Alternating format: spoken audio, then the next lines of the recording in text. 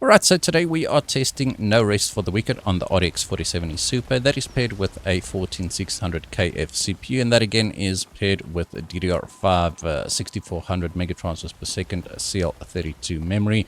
And currently we're at 1080p on the quality preset. Let me just show you the preset here quickly. So 1080p, and if you go to graphics, so you've got a bunch of presets here, right? So just one thing, it does have dynamic resolution scaling, and it also has some render scale settings here, although it's not FSR or DLSS. DLSS is coming soon, apparently. Right, so this game did make quite some headlines when its system requirements launched earlier this week, yesterday or the day before, can't really remember exactly when. Let's start our benchmark run here on the quality preset, and we're getting around 120 frames per second, 110, 120. The game does stutter quite a bit. Just before we continue, I just want to say that this is in early access, so obviously hopefully they will improve the performance here. I'm not going to go any further than this. This game is extremely difficult for somebody like me. I'm constantly dying. There's a boss there, and this feels like a Souls-like when it comes to difficulty.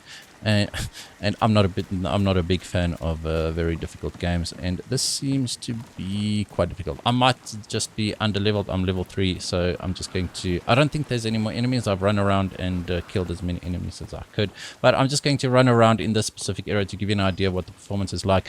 It does drop when the performance does drop when there's a lot of action on the screen, especially during the first scene where you fight on the ship. So I'm just going to test a few presets here and see what the performance is like. But as you can see, we had an average of 106 frames per second. Our 1% closer sitting at 46, and our 0.1% closer actually quite low at 26. Right, once again, this is an early access game, so I'm 100% confident that the performance will definitely improve as the game goes along. This is just to give you an idea for those of you interested in playing the game early access as it is. Right, so let's go ahead and just let's just see if we drop this down to balanced, what kind of performance we are getting. So we did gain quite a bit here. Oops, you can actually do that apparently. We did gain a little bit of performance here. I will test the ultra quality preset as well. It's going to be slightly out of order just because I started on the quality preset, just to give you an idea. But seems like we gained around 10% in the performance by dropping down to balanced. I'm not entirely sure exactly what all the settings do. As you can see, there's quite a bit of stuttering there. I'm not sure if those are traversal stutters or shader compilation stutters. We've been past this specific area before, so I'm pretty sure it's not shader compilation. It might be traversal. We'll see if it happens once we come back to the same specific area again. Right, so previously we had an average just above 100 frames per second. We are sitting now with an average of 113 frames per second, 112. So definitely a little bit of a extra performance there when we drop down to the balanced preset. And I mean, this is perfectly fine for those of you looking for a high refresh rate experience using or running at 1080p, right? So an average throw of 115, our 1% laser sitting at 70, and our 0.1% laser sitting at 25. So pretty stuttery. Right, so let's go ahead and drop this down to the performance preset. I'm just giving you an idea. Yeah, I'm not saying this is how you should play, so let's go ahead and do that. And now we are becoming slightly CPU bound. Okay, so you can see our GPU usage is not pegged at 100% all the time. It's dropping into the low 90s, high 80s there. So not going to be testing much further on this preset because we are now CPU bound. So let's go ahead and then just enable the best quality preset here. Not a lot of settings that you can change here, right? So you have to use presets. That's kind of strange. Maybe that gets unlocked as well. Right, so let's go ahead and do this. I must say that there's a big difference between performance and ultra quality, or balanced and ultra quality, in how the game looks anyway. The textures on the ground, etc. It looks pretty good. The rain on the ground. The game's graphics are very, very good actually. I was not expecting this. I was expecting a point and click like Diablo, but you actually move around with the WSAD, and WASD, however you want to say it, in which order. So as you can see here, it does seem to be like a traversal stutter, or maybe the new area just loads in, not entirely sure. But you can see our performance is quite a bit lower than what it was previously. I think we're barely, or not barely, we are maintaining 60 frames per second here. I did take a screenshot which I'll upload to Twitter. This GPU actually dropped below 60 frames per second at 1440p on the quality preset during the first mission on the ship. So just to give you a heads up, there are some areas that are a little bit more demanding. Right, so we had an average here of 89. It might change depending on what happens in between now and the end of the benchmark run, yeah. But it's actually definitely playable if you're aiming for 1080p gaming on the 4070 Super. I do know some people that do. Nothing wrong with that at all. An average there of an average there of 91 frames per second. Our 1% laser sitting at 60, and our 0.1% laser sitting at 24. Right, let's move this on to 1440p. Okay, so this time we're going to start off on the best quality preset. We're at 1440p, best quality preset, render scale set to 100%, and let's just see. Okay, so we are getting around 80 frames per second here. Still staying above 60 frames per second, above 70 frames per second. I mean, this game is perfectly fine at 60 frames per second.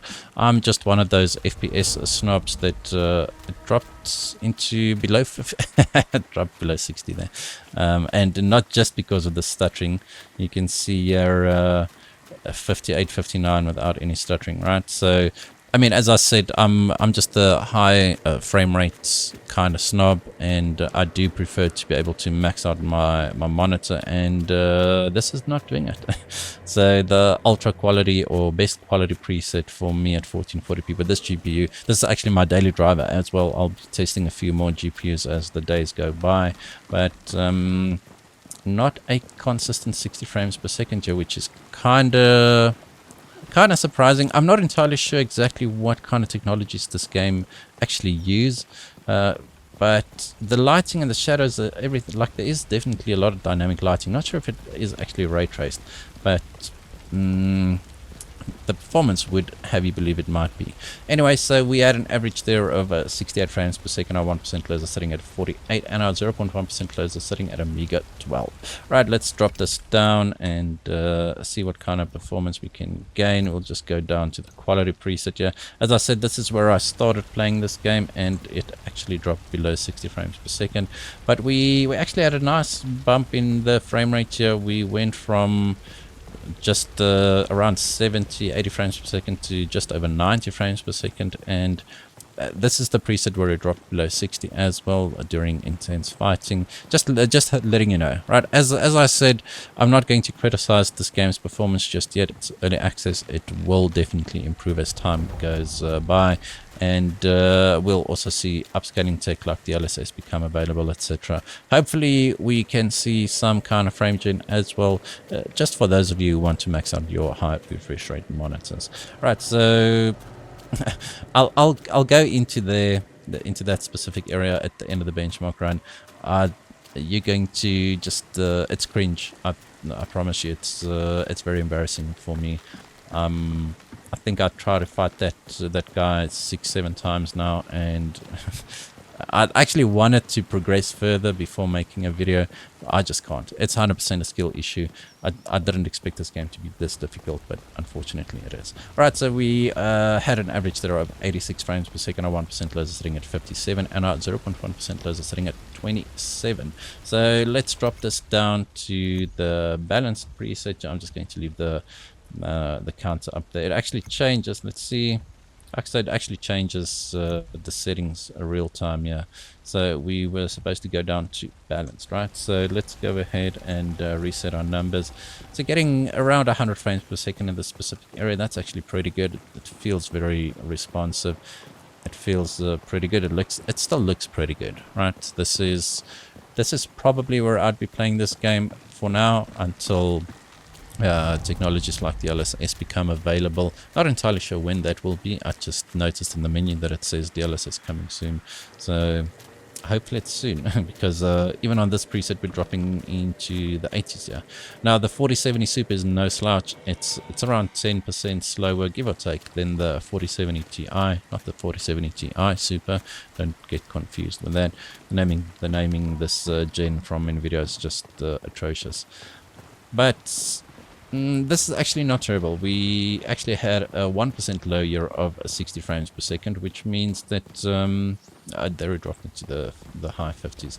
Doesn't really matter. We had an average year of 92 frames per second. Our 1% lows are sitting at 59, and our 0.1% lows are sitting at 25. So probably where I'd be playing this game with the 4070 Super, as I said. So let's drop this down to the performance preset. Right, so performance. Are we running into a CPU bottleneck again? Because I did not see it change that much. 100 frames per second, yeah, give or take.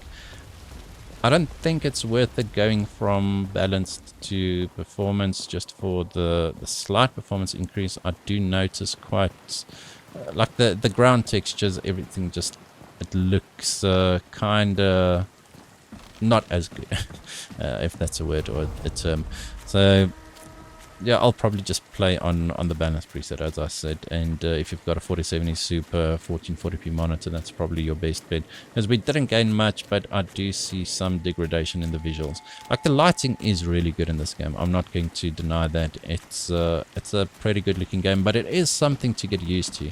The controls, etc. It's my first time playing a game like this. As I said, I was expecting a point and click like Diablo, point and click RPG, hack and slash, whatever. This is not it. You actually have stamina. So and there my stamina is depleted now. I can't dodge or anything, and that's when I die. So, and also eating or healing yourself takes a little bit of time, so it's quite difficult for someone like me anyway. Alright, so that's going to be it for 1440p. Let's move on to 4K. Alright, I'm actually going to do this real time. I'm going to click 4K, and I dropped from 100 frames per second to 55 frames per second here, and we are on the performance preset here. So for 4K we will go from the bottom up. Okay, so sorry, my presets are going to be a little bit all over the place here. What does Alt do? So Alt walks, which is weird. Oh, Alt, actually, there we go. So if you hold in Alt, you can use your mouse to maneuver. Okay, this is actually pretty good.